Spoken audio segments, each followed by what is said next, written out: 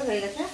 লাল লাল করে আস্তে আস্তে করে ভেজে নিতে হবে, কেননা বেশি নাড়া দেওয়া যাবে না, তাহলে ঘ্যাট হয়ে যাবে। ওই জন্য আমি আস্তে আস্তে করে লাল লাল করে ভেজে নিচ্ছি।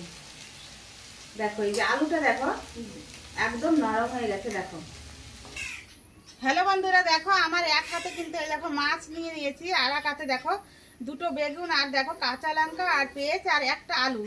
এটা দিয়ে আমি এই ছোটো মাছ দিয়ে আজকে আমি চচ্চড়ি করব, কিন্তু একদমই মশলা দেব না।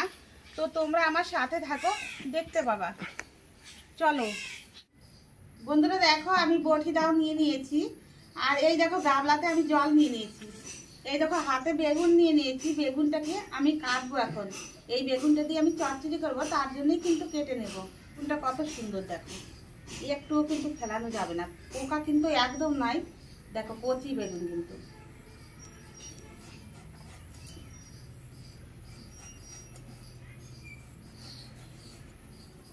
এই দেখো সরু সরু করে কিন্তু আমি বেগুনটাকে কেটে নিয়েছি। দেখো কি সুন্দর করে বেগুনটাকে কেটে নিয়েছি। এই বেগুনটাকে আমি কিন্তু জলে রেখে দেব।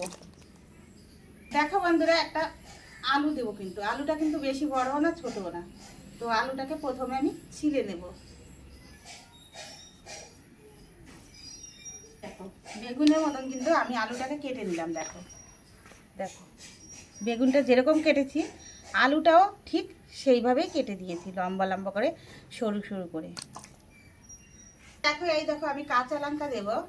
কাঁচা লঙ্কাটা কিন্তু আমি বেশি করে দেব। দেখো মোটা মোটা লঙ্কা, এটা দেখতেই পাচ্ছ যে কি লঙ্কা, এটা দেখো কি সুন্দর লঙ্কাগুলো। দেখো আমি বোটটা ছাড়িয়ে দিচ্ছি, করবো না, এই খুন্তিটা দিয়ে আমি লঙ্কাটা ছিঁড়ে দেব।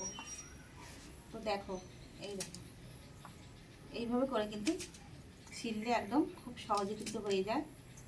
বন্ধুরা দেখতে পাচ্ছ এই যে পেঁয়াজ কিন্তু দেখো কতটি, 5-6টা কিন্তু পেঁয়াজ নিয়ে নিয়েছি। এই দেখো এই পেঁয়াজটা কিন্তু আমি এখন ঝিরি ঝিরি করে কেটে নেব।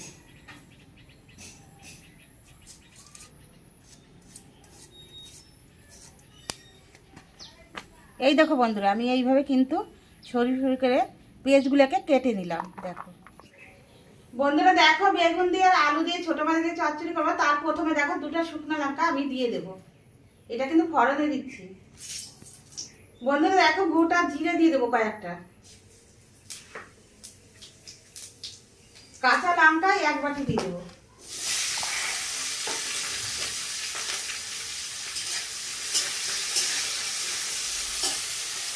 কেটে রেখেছিলাম আলু আর বেগুন দিয়ে দেবো।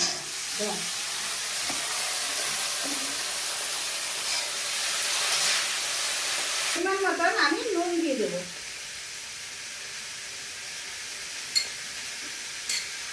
পরিমাণ মতন একটু হলুদের গুঁড়ো দিয়ে দিচ্ছি।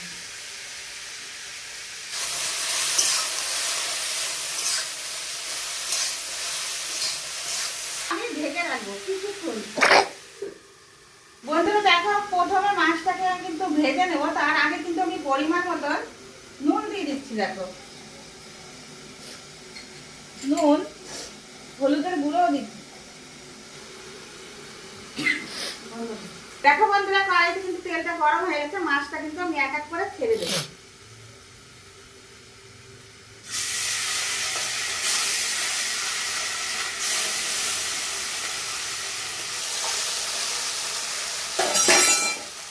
দেখো বন্ধুরা ঢেকে রেখেছিলাম কিছুক্ষণের জন্য, ঢাকনাটা খুলে আমি একটু নাড়াচাড়া করে দিচ্ছি ভালো করে। দেখো নরম হয়ে গেছে, তো আমি এখন পেস্টটাকে দিয়ে দেবো।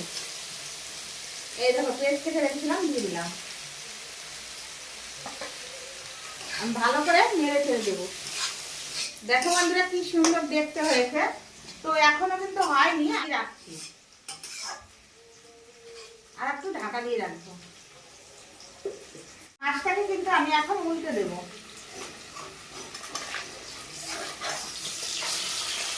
দেখো লাল লাল হয়ে গেছে, ওই পিঠ এই পিঠে ওরকম লাল লাল করে সুন্দর করে ভেজে নেবো। বন্ধুরা দেখো মাছটা কিন্তু ভাজা হয়ে গেছে, আমি এখন তুলে নেবো। দেখো কত সুন্দর লাল লাল করে ভেজে নিয়েছি। দেখো কি সুন্দর হয়েছে, লাল লাল একদম একদম আমি ভালো করে একদম লাল লাল করে ভেজে নিয়েছি সুন্দর মত।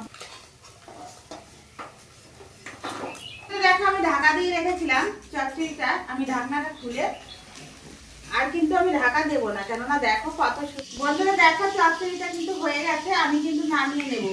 কিন্তু দেখো এইভাবে যদি তোমরা বাড়িতে চচ্চড়ি করে খাও, খুবই কিন্তু টেস্টি হবে, আর কোনো কথা হবে না খেতে, কিন্তু কোনোই কিন্তু কথা হবে না। তো দেখো আমার মতন করে কিন্তু বাড়িতে তোমরা খেয়ে আমাকে অবশ্যই কিন্তু লাইকে জানাবে যে কেমন হয়েছে। তো চলো আমি কিন্তু নামিয়ে নেবো এখন,